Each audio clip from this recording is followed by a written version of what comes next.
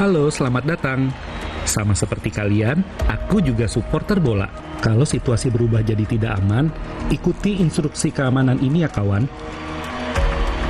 Pertama, tetap tenang dan jangan panik. Dan selalu perhatikan jalur evakuasi ke arah pintu keluar dan titik kumpul di luar stadion.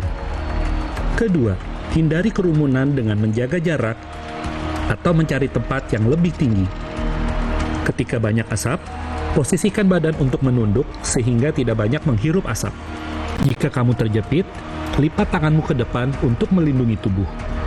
Bila terjatuh, ambil posisi merangkak dan lindungi kepalamu dengan kedua tangan. Saling bantu satu sama lain dengan mengutamakan anak kecil dan wanita. Terakhir, selalu ingat, jangan panik dan tetap tenang.